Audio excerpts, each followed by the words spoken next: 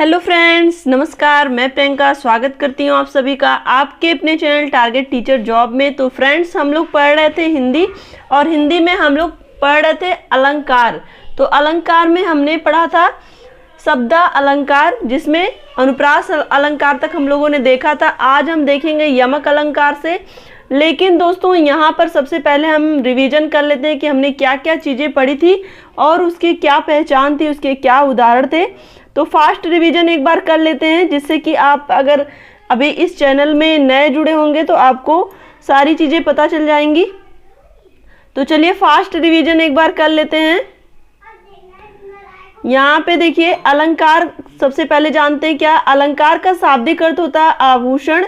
जिस प्रकार सुवर्ण आदि के आभूषणों से शरीर की शोभा बढ़ती है, उसी प्रकार काव्य अलंकार से काव्य की शोभा बढ़ती है। तो दोस्तों, यहाँ पर देखिए अलंकार का शाब्दिक अर्थ क्या होता है, आभूषण। और दोस्तों, अलंकार का अगर संधि विच्छेद हम करेंगे तो अलम धनकार, इसका संधि विच्छेद होता है। क्लियर।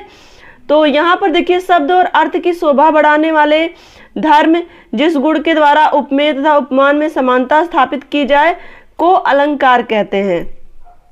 अब यहाँ पर देखेंगे हम अलंकार के भेद कितने होते हैं। दोस्तों, अलंकार मुख्यतः दो प्रकार के होते हैं, दो भागों में इसको विभाजित किया गया है। यहाँ पर देखिए शब्दालंकार और अर्थालंकार। शब्दालंकार जहाँ केवल शब्दों के द्वारा चमत्कार उत्पन्न होता है, वहाँ शब्दालंकार होता है। यानी कि काव्य में जहाँ केवल शब्दों का ही चमत्कार दिखाई दे, वहाँ पे क्या होगा, वो शब्दालंकार होगा। और अर्थालंकार में जहाँ अर्थगत चमत्कार होता है, वहाँ पे अर्थालंकार होता है। यानी कि जहाँ अर्थ के माध्यम से काव्य की शोभा बढ़ रही है, वहाँ पे अर्थालंकार होगा। और यहाँ पर देखिए, कहीं कहीं एक ही अलंकार में शब्द और अर्थ दोनों का रंजन होता है, तो वहाँ तीसरे अलंकार के रूप में जाने जाने वाले को हम क्या कहते हैं, उभय अलंकार। लेकिन दोस्तों, आपके एग्जाम में अक्सर शब्दालंकार और अर्थालंकार से संबंधित प्रश्न पूछे जाते हैं। तो दोस्तों, यहाँ पर देखिए शब्दालंकार के भी भेद होते हैं, जिसमें अनुप्रास, यमक और श्लेष आते हैं। और अनुप्रास हम देखेंगे, यहाँ पे अनुप्रास है जहाँ पर वर्णों की आवृत्ति हो, वहाँ अनुप्रास अलंकार होता है। यहाँ पे व्यंजन वर्णों की आवृत्ति की बात हो रही है। दोस्तों, अनुप्रास अलंकार बहुत ही आसान है। अनुप्रास अलंकार में क्या है कि जहां पर व्यंजन वर्णों की आवृत्ति होगी, वहां पर अनुप्रास अलंकार होगा। देखिए उदाहरण देखेंगे, फिर आपको बहुत ही आसानी से समझ आ जाएगा। मुदित महीपति मंदिर आए, सेवक सचिव सुबंत बुलाए। तो फ्रेंड्स, यहाँ पर देखिए माँ यहाँ पे माँ वर्ड की जो आवृत्ति है और सा वर्ड की आवृत्ति कई बार हुई है। यहाँ पे देखिए, इस चौपाई में पूर्वार्ध में माँ की और उत्तरार्ध में सा की आवृत्ति जो हुई है, वो 3 बार हुई है। तो इस तरह से यहाँ पर देखिए वर्णों की आवृत्ति, यानी कि व्यंजन वर्णों की आवृत्ति की वजह से ये क्या हो जाएगा, ये अनुप्रास अलंकार हो जाएगा। क्लियर।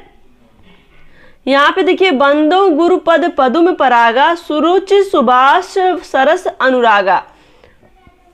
तो दोस्तों, यहाँ पर भी देखिए प, द, सा और रा की आवृत्ति 3 बार हुई है। तो ये अनुप्रास अलंकार की परिभाषा और अनुप्रास अलंकार के उदाहरण हमने देखे। अनुप्रास अलंकार में आपको कुछ नहीं करना, जहां पे आपको दिखेगा व्यंजन वर्णों की आवृत्ति हो रही है, वो अनुप्रास अलंकार होगा। क्लियर।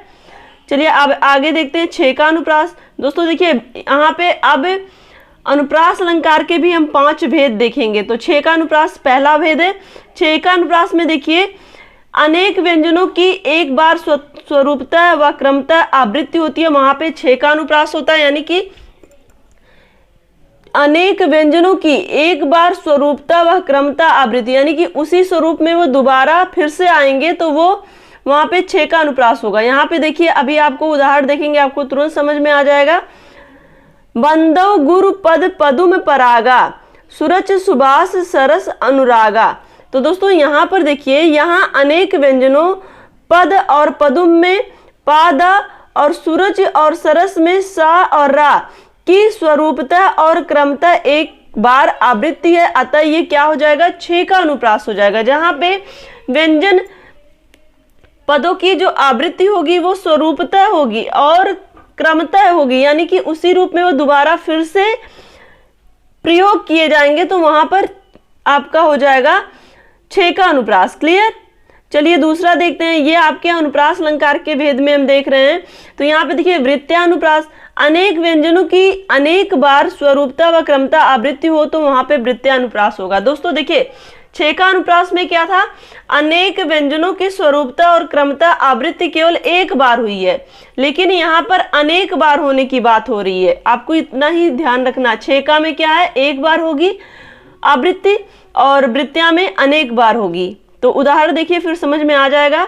कलावती, केलवती, कलिंदजा, इस पंक्ति में क ल की अनेक बार स्वरूपता क्रमता आवृत्ति होने से वृत्यानुप्रास है। तो दोस्तों यहाँ देखिए क ल और क ल तीन बार यहाँ पे देखिए आया। तो यहाँ पे देखिए स्वरूपता और क्रमता एक बार इसके पहले आया था ना, लेकिन इसमें क्या हो रहा है, वृत्यानुप्रास में एक बार से भी अधिक हो रहा है। तो यहाँ पे क्या हो जाएगा, वृत्यानुप्रास हो जाएगा। और लटानुप्रास में क्या है, इसमें तात्पर्य मात्र के भेद से शब्द व अर्थ दोनों की पुनरुक्ति होती है, वहां पे लटानुप्रास होता है। लटानुप्रास में क्या है, यहाँ पे देखिए शब्द और अर्थ दोनों की आवृत्ति होगी, तो यहाँ पे क्या होगा, लटानुप्रास। यहाँ पे उदाहरण देखिए, पंकज तो पंकज, मृगांक भी मृगांक सी प्यारी। तो यहाँ पर आपको दिखेगा पंकज और मृगांक की आवृत्ति हो रही। पहले पंकज का अर्थ है कमल, दूसरे पंकज का अर्थ है कीचड़, पहले मृगांक का अर्थ है चंद्रमा और दूसरे मृगांक का अर्थ है कलंकादि युक्त चंद्रमा। तो दोस्तों यहाँ पर देखिए, यहाँ पे आपको वर्ड भी दो बार आ रहे हैं और उसके अर्थ भी आपको दो बार अलग अलग हो रहे हैं। तो यहाँ पे आपका कौन सा अलंकार हो जाएगा, लटानुप्रास। क्लियर। आपको दोस्तों देखिए इसी तरह से आपको याद करते हुए और समझते हुए चलना है कि किस तरह से, इसके पहले हमने देखा था छह का अनुप्रास। छह का अनुप्रास में स्वरूपता और क्रमता एक बार आवृत्ति हो रही थी, और उसके बाद हमने देखा था वृत्यानुप्रास। वृत्यानुप्रास में स्वरूपता और क्रमता अनेकों बार आवृत्ति हुई है। और यहाँ पर हमने देखा लटानुप्रास। लटानुप्रास में क्या था कि यहाँ पे देखिए जो अर्थ और शब्द दोनों के दो दो बार प्रयोग हुए, लेकिन उनके अर्थ और शब्द अलग अलग हो रहे हैं। पंकज पंकज आया, लेकिन एक पंकज का अर्थ कमल तो दूसरे का कीचड़ हो रहा है। और मृगांक मृगांक आया, लेकिन यहाँ पे देखिए मृगांक का अर्थ चंद्रमा और दूसरे का अर्थ है कलंकादि युक्त चंद्रमा। तो इस तरह से देखिए दोस्तों, इस प्रकार शब्द तथा अर्थ की पुनरुक्ति होने पर भी दोनों के तात्पर्य में भिन्नता के कारण ये लटानुप्रास होगा। अब यहाँ पे देखिए चौथे नंबर पर था श्रुत्यानुप्रास अलंकार, जहां एक ही उच्चारण स्थान से बोले जाने वाले वर्णों की आवृत्ति हो, वहां पे श्रुत्यानुप्रास होगा। तो यहाँ पे देखिए श्रुत्यानुप्रास में क्या है कि जहां पर एक ही स्थान से, यानी कि उच्चारण स्थान इसमें देखा जा रहा है। श्रुत्यानुप्रास में क्या है, एक ही स्थान का जो उच्चारण स्थान है, यहाँ पे जो वर्ड बोले जाएंगे उनका जो उच्चारण स्थान है एक ही स्थान का। यानी कि देखिए यहाँ पे तुलसीदास सीदत निस्दिन देखत तुम्हार निठुराई। तुलसीदास सीदत निस्दिन देखत तुम्हार निठुराई। तो यहाँ पे देखिए ता, ला, सा, दा और ना, ये दंत्य वर्ण है। आपने अगर वर्णमाला सही ढंग से पढ़ी होगी तो आपको याद हो गया होगा कि किस तरह से हमारे जो वर्ड होते हैं उनके अपने उच्चारण स्थान होते हैं, उसी के अकॉर्डिंग ही हम उसको अलग अलग वर्ग में गिनते हैं। तो यहाँ पे देखिए आपको याद होगा अकु विसर्जनीय नाम कंठा, इचु ईशा नाम तालु, लड़तुलसा नाम दंता। तो यहाँ पे ता, ला, सा, दा ये सब आता दंत के अंतर्गत। तो इस तरह से आपका ये एक ही उच्चारण स्थान की वजह से ये क्या हो जाएगा आपका, ये आपका श्रुत्यानुप्रास अलंकार हो जाएगा। क्लियर। और उसके बाद है देखिए अंत्यानुप्रास अलंकार। अंत्यानुप्रास अलंकार में क्या होता है दोस्तों, सबसे आसान इसमें क्या होता है कि जिस तरह से हम हिंदी में या इंग्लिश में जो तुक देखते हैं, हिंदी काव्य में या इंग्लिश की पोएट्री में राइम स्कीम आपने पढ़ा होगा, तो वहां पे जिस तरह से तुक देखने को मिलता है लाइन के लास्ट में, उसी तरह से अंत्यानुप्रास में भी लास्ट में तुक देखने को मिलता है। यहाँ पे देखिए जहां पद के अंत में एक ही वर्ड या एक ही स्वर की आवृत्ति हो, अर्थात छंद के शब्दों के अंत में तुक मिलता है। तो यहाँ पे देखिए अभी आप उदाहरण देखिए फिर आपको समझ आएगा। कहत नटत रीजत खिजत मिलत खिलत लजियात, भरे भुवन में करत है नैनन ही सो बात। तो यहाँ पे लजियात और बात एक ही जैसा स्वर की आवृत्ति हो रही है। लास्ट वाले, यहाँ पे लास्ट वाले जो सेंटेंस दिए हुए इसमें देखेंगे आपको लजियात और बात, राइम स्कीम जब हम मिलाते हैं तो इसी तरह से तो आपका जो प्रोनाउंसिएशन होगा वो सेम दिखेगा, हालांकि इसका अर्थ सेम नहीं होता है। क्लियर? तो यहाँ पे आपका कौन सा अलंकार हो जाएगा, ये आपका अंत्यानुप्रास अलंकार हो जाएगा। अब दोस्तों यहाँ पर हमने अनुप्रास अलंकार के भेद देखे, जिसमें छेकानुप्रास, वित्त्यानुप्रास, लटानुप्रास, श्रुत्यानुप्रास और अंत्यानुप्रास, और बहुत ही आसान था। देखिए दोस्तों यहाँ पे आपको रटने की बिल्कुल जरूरत नहीं है, बस समझ लीजिए, आपको नहीं भूलेगा। क्लियर? सबसे पहले हमने देखा था अनुप्रास, जिसमें देखा था हमने कि व्यंजन वर्णों की आवृत्ति होगी। उसके बाद देखा था लटानुप्रास, जिसमें स्वरूपतः और क्रमतः जो वर्ण होंगे वो आएंगे। और उसके बाद था आपका लटानुप्रास के बाद वृत्त्यानुप्रास, जिसमें स्वरूपतः और क्रमतः वर्ण जो होंगे वो अनेक बार आएंगे। और उसके बाद आपका था यहाँ पे ये लटानुप्रास। लटानुप्रास में क्या था कि इसमें इसका जो तात्पर्य होगा वो होगा कि यहाँ पे जो शब्द और अर्थ होंगे वो दोनों के पुनरुक्त होंगे, यानी कि दोनों की आवृत्ति होगी, शब्द और अर्थ की आवृत्ति होगी। तो यहाँ पे पंकज पंकज, मृगांक मृगांक हमने देखा उदाहरण में। और श्रुत्यानुप्रास में आपको पता ही है कि जहाँ पे उच्चारण स्थान सेम होंगे, यानी कि जो भी वर्ण आएंगे उनकी जो आवृत्ति होगी वो उनका उच्चारण स्थान सेम होगा। और अंत्यानुप्रास में क्या देखा हमने कि इसमें राइमिंग स्कीम देखेंगे हम, लास्ट में जो होगा वो सेम एक जैसा प्रोनाउंसिएशन होगा, लेकिन वो उसका अर्थ तो अलग होगा। यहाँ पे देखिए एक ही स्वर की आवृत्ति होगी, अर्थात छंद के शब्दों के अंत में तुक मिलता है। तो दोस्तों यहाँ पर हमने अनुप्रास अलंकार कंप्लीट कर लिया। अब हम देखेंगे दोस्तों यहाँ पे यमक अलंकार। यमक अलंकार में क्या, देखिए आज इस वीडियो में हम लोग अलंकार पूरा फिनिश कर लेंगे। ये तो अभी तक हम लोग रिवीजन कर रहे थे, जो हमारे भाई बहन जिन लोगों ने नहीं देखा था लास्ट वीडियो, उनके लिए था कि पूरा एक साथ हम लोग पूरा अलंकार रिवीजन कर लेंगे। अब देखिए यमक अलंकार में क्या है, जहां एक शब्द एक से अधिक बार आए और उसके अर्थ अलग अलग हों, वहां पर होता है यमक अलंकार। दोस्तों देखिए इसके पहले जो हमने देखा उसमें वर्ण की बात हो रही थी, लेकिन यहाँ पे क्या बात हो रही है, शब्द की बात हो रही है। यहाँ पे देखिए जहां एक शब्द एक से अधिक बार आए और उनके अर्थ अलग अलग हों, वहां पर यमक अलंकार होता है। यहाँ पे देखिए कनक कनक ते सौगुनी माँ दकता अधिकाय, या खाए बोराय जग या पाए बोराय। तो आपको पता है यहाँ पे ये बहुत ही पुराना उदाहरण है, जो हम लोग बहुत ही छोटी क्लास से पढ़ते आए हैं। तो यमक अलंकार में क्या होता है कि जो शब्द है उनकी आवृत्ति हो और उनके अर्थ अलग अलग हो, यानी कि दो बार उसकी आवृत्ति भी हो रही है और इसके अर्थ भी अलग अलग हो रहे हैं। तो यहाँ पे देखिए एक कनक का अर्थ सोना और दूसरे कनक का अर्थ धतूरा। तो यहाँ पे देखिए या खाए बोराय जग या पाए बोराय, तो यहाँ पे धतूरा खाने से बोरा जाता है और यहाँ पे सोना पाने से बोरा जाता है। क्लियर? काली घटा का घमंड घटा, यहाँ पे देखिए एक घटा का अर्थ है बादल और एक घटा का अर्थ है कम होना। अब देखिए यहाँ पे तीसरा उदाहरण क्या है, तीन बेर खाती थी वे तीन बेर खाती थी और तीन बेर खाती थी। तो पहले बेर का अर्थ तो बेर यानी कि फल है, और दूसरे बेर का अर्थ यहाँ पे दूसरे बेर का अर्थ हो जाएगा बार से, यानी कि 3 बार खाती थी, यानी कि 3 टाइम्स। क्लियर? तो 3 बार खाती थी और 3 बेर खाती थी, 3 टाइम्स 3 बेर। क्लियर? अब यहाँ पे देखेंगे हम लोग श्लेष अलंकार। श्लेष अलंकार में देखिए क्या है, जहां एक शब्द एक ही बार आए लेकिन अर्थ अलग अलग हो।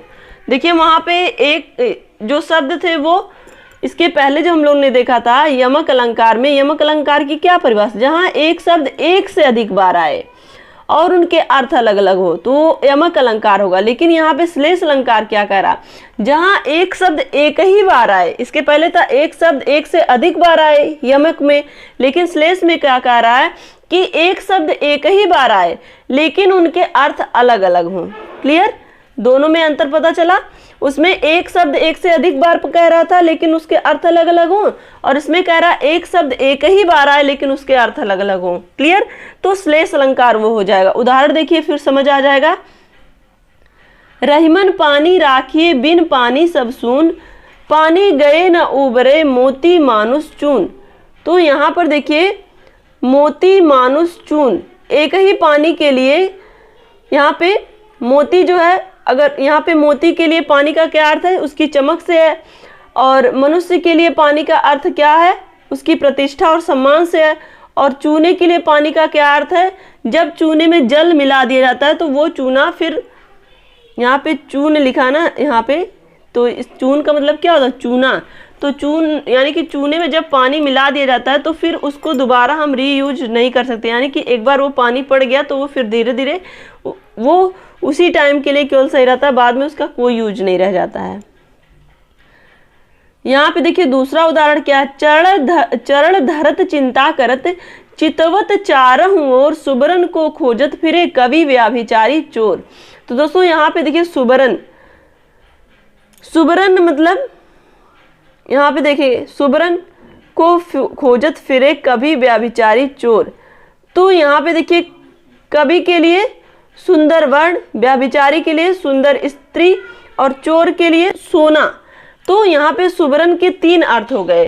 कवि के लिए सुबरन का अर्थ हुआ सोना, सुंदर वर्ण, और व्याभिचारी के लिए सुबरन का अर्थ हो गया सुंदर स्त्री, और चोर के लिए सुबरन का मतलब हो गया सोना। तो सबके लिए सुबरन का अर्थ अलग अलग है। क्लियर? तो यहाँ पे ये क्या हो जाएगा? आपका श्लेष अलंकार हो जाएगा। अब दोस्तों यहाँ पर अब हम देखेंगे अर्थालंकार। ये तो हम लोग जो पढ़ रहे थे अनुप्रास, यमक और श्लेष, ये शब्द अलंकार के यहाँ पे हमने देखा शब्दों की वजह से चमत्कार उत्पन्न हो रहा था काव्य में। लेकिन अब अर्थालंकार में देखिए, साहित्य में अर्थगत चमत्कार को अर्थालंकार कहते हैं, यानी कि अर्थ की वजह से जहाँ पे चमत्कार उत्पन्न हो।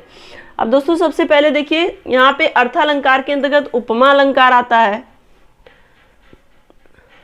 दोस्तों देखिए उपमा अलंकार की बहुत ही आसान सी परिभाषा क्या कह सकते हैं हम, बहुत ही आसान सा ट्रिक है जहां से हम लोग बहुत ही आसानी से उपमा और रूपक में डिफरेंस करते हैं। क्योंकि दोस्तों देखिए उपमा और रूपक में बहुत ही ज़्यादा सिमिलरिटी होती है। इस वजह से यहाँ पर देखिए सबसे पहले मैंने आपको बताया कि जहाँ योजक चिन्ह मिले और समानतावाचक शब्द हों, जिसमें सा से सी नाई सम तुल्य समान सरिस ऐसा जैसा ज्यों सदृश आदि हो, वहां पे उपमा अलंकार होता है। तो दोस्तों यहाँ पर देखिए उपमा अलंकार में केवल आपको ध्यान देना है योजक चिन्ह होना चाहिए, और दूसरी बात ये वाचक शब्द होने चाहिए, यानी कि सा से सी नाई सम तुल्य समान सरिस ऐसा जैसा ज्यों सदृश, ये शब्द आने चाहिए बीच में। क्लियर? उदाहरण देखिए, पीपर पात सरिस मन डोला। तो दोस्तों यहाँ पर देखिए सरिस आ गया है, यहाँ पे सरिस हमने वाचक शब्द में बताया था, तो यहाँ सरिस आ गया। पीपर पात सरिस मन डोला, तो ये क्या हो गया? ये आपका उपमा अलंकार हो गया। और दोस्तों देखिए योजक चिन्ह भी मैंने बताया था, तो पीपर पात के बीच में योजक चिन्ह भी लगा है, तो ये आप तुरंत पहचान जाएंगे कि ये उपमा अलंकार है। और यहाँ पे देखिए दूसरा उदाहरण क्या है? हरिपद कोमल कमल से। तो यहाँ पे से आ गया और यहाँ पे योजक चिन्ह भी आ गया, तो इस तरह से हम तुरंत पहचान जाएंगे कि ये उपमा अलंकार है। क्लियर? समझ में आ रहा होगा तो कमेंट जरूर करिएगा। अब दोस्तों यहाँ पर देखिए इसकी परिभाषा भी कभी कभी पूछ लेता है, तो परिभाषा के लिए नोट यहाँ पे देख लेते हैं हम लोग। कभी कभी देखिए दोस्तों, समान धर्म के आधार पर जहाँ एक वस्तु की समानता या तुलना किसी दूसरे वस्तु से की जाए, वहाँ पे क्या होता है? वहाँ पे उपमा अलंकार होता है। यानी कि समान गुण धर्म के आधार पर जहाँ पे दोनों में समानता होगी, इसीलिए यहाँ पे समानता के नाते ही यहाँ पे उपमा अलंकार होता है। तो दोस्तों यहाँ पे देखिए दो शब्द आते हैं, उपमेय और उपमान। तो उपमेय किसे कहते हैं? जिसकी उपमा दी जाती है उसे उपमेय कहते हैं, और जिससे उपमा दी जाती है उसको क्या कहते हैं? उपमान कहते हैं। जिसकी उपमा की जाएगी वो उपमेय है, यानी कि जिसकी उपमा की जा रही है वो उपमेय, और जिससे उपमा दी जा रही है वो हो जाएगा उपमान। क्लियर? ये उपमेय और उपमान, क्योंकि दोस्तों आपके एग्जाम में अगर ऐसे परिभाषा पूछेगा तो आप कंफ्यूज ना हो इस वजह से।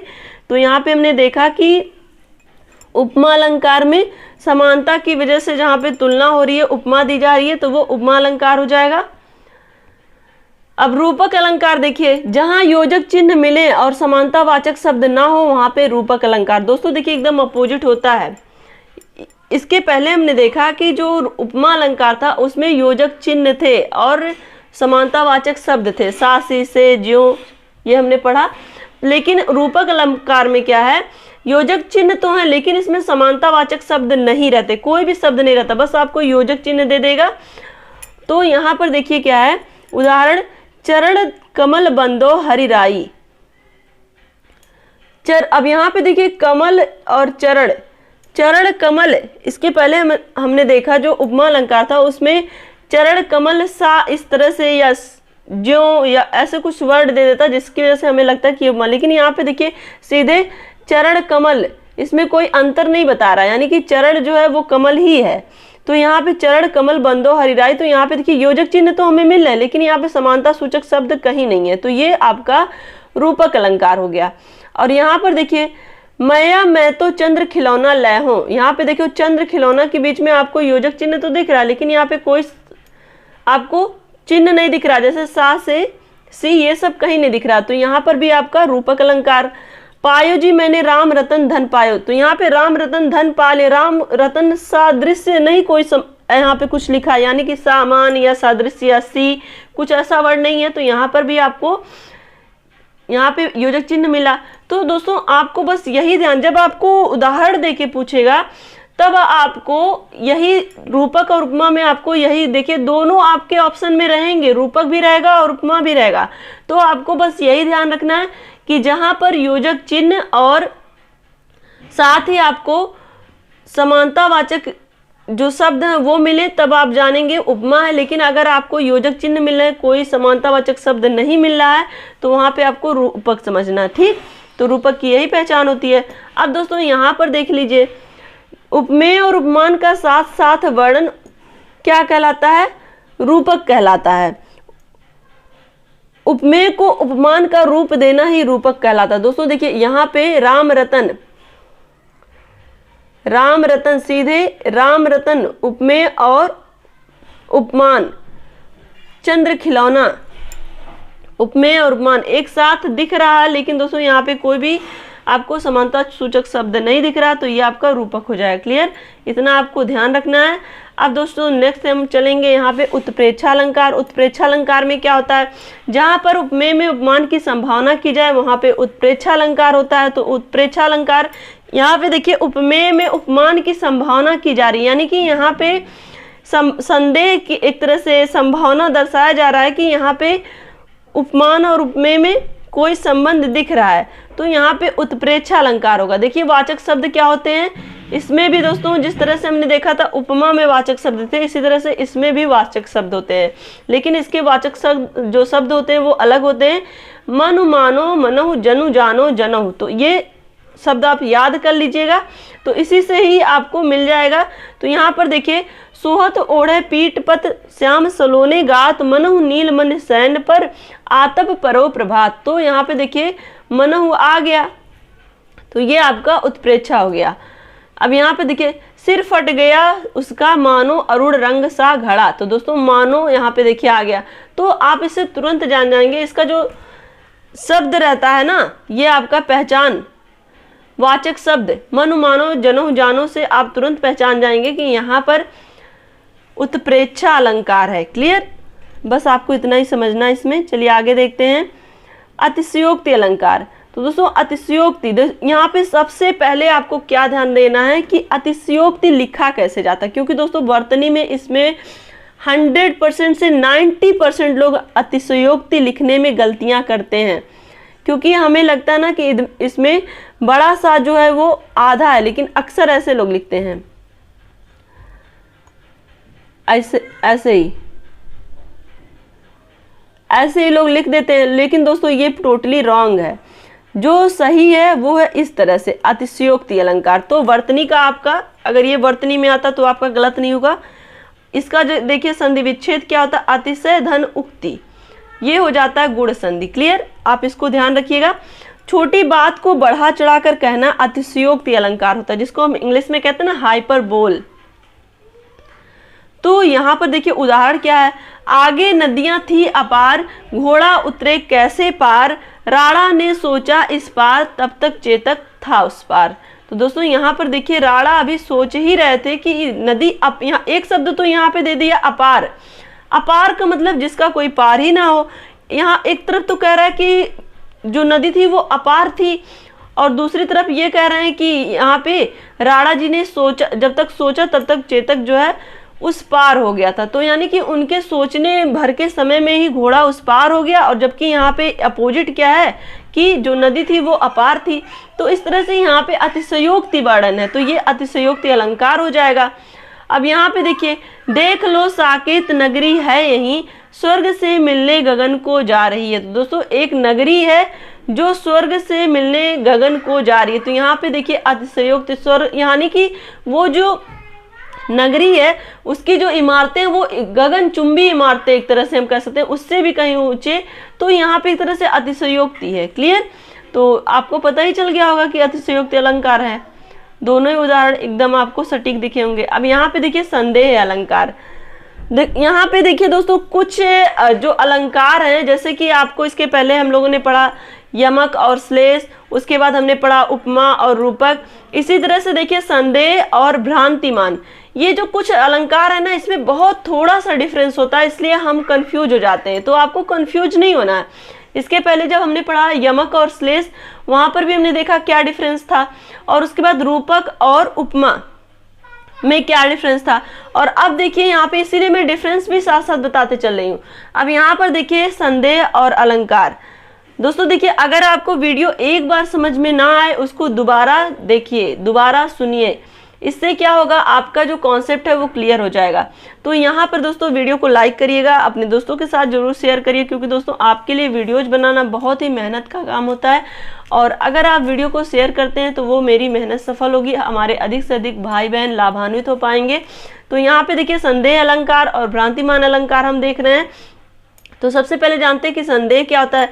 जहां अत्यधिक समानता के कारण उपमेय और उपमान की स्थिति में संदेह बनी रहे, निश्चय ना हो सके कि वहां पे संदेह अलंकार होता है। दोस्तों देखिए, संदेह अलंकार में संदेह शुरू से लास्ट तक बना ही रहता है, और उसमें क्लियर नहीं हो पाता है कि वास्तविकता है क्या।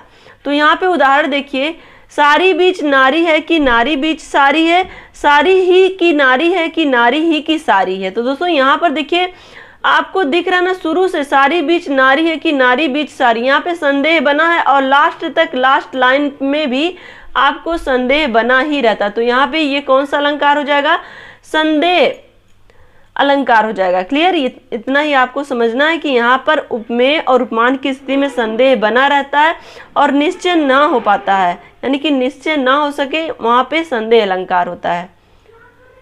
अब यहाँ पे दोस्तों हम देखेंगे भ्रांतिमान अलंकार। दोस्तों देखिए, भ्रांतिमान अलंकार और संदेह अलंकार में यही अंतर होता है कि जो भ्रांतिमान अलंकार होता है उसमें शुरू में कोई संदेह नहीं होता है, लास्ट लाइन में आपको पता चलेगा कि यहाँ उसको संदेह हो रहा है। यानी कि जो संदेह अलंकार होता है उसमें हमने देखा नारी बीच सारी है कि सारी बीच नारी है, तो शुरू से ही एक संदेह बना हुआ था। लेकिन जो भ्रांतिमान अलंकार होता है उसमें शुरू में संदेह नहीं होता, बाद में संदेह होता है। तो यहाँ पे आपको समझना क्या है, जहां समानता के कारण एक वस्तु में दूसरी वस्तु का भ्रम हो, वहां पे भ्रांतिमान अलंकार होता है। यानी कि समानता के कारण भ्रम होगा, लेकिन वो तुरंत नहीं होता, बाद में होता है। लेकिन जो संदेह अलंकार होता है उसमें तुरंत से ही संदेह होना शुरू हो जाता है। तो उदाहरण देखिए, फिर आपको समझ आ जाएगा। फिरत धरन नूतन पथिक, चले चकित चित भाग, फूल्यो देख पलास बन, समुझे समुझ दावाग्नि। तो दोस्तों यहाँ पर देखिए,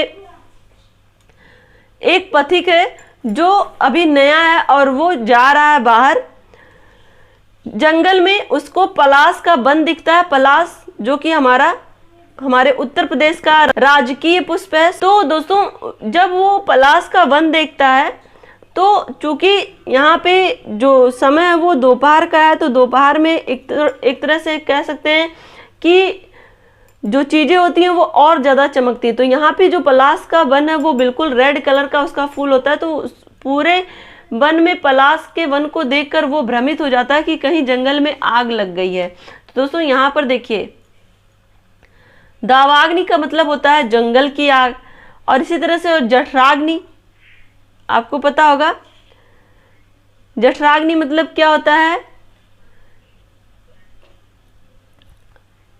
पेट की आग जिसको हम कहते हैं। और इसी तरह से होता है बड़वाग्नि, समुद्र की आग।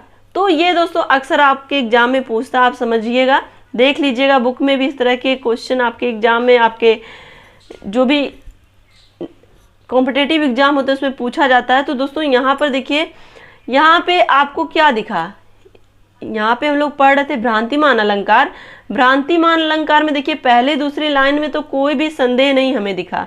पहले दूसरी लाइन में क्या कहा कि फिरन धरत नूतन पथिक, एक जो नया पथिक है, जो राहगीर है, वो रास्ते में जा रहा था और उसके बाद देखिए यहाँ पे चले चकित चित भागी, और अचानक वो आश्चर्य से चकित होकर के फूल्यो देखी पलाश वन, और पलाश वन के पलाश का वन देखता है, पलाश जो कि फूल खिले रहते हैं उसको देखता है और वो सोचता है कि ये दावाग्नि है, कि जंगल में आग लग रही है, और वो वापस चला जाता है।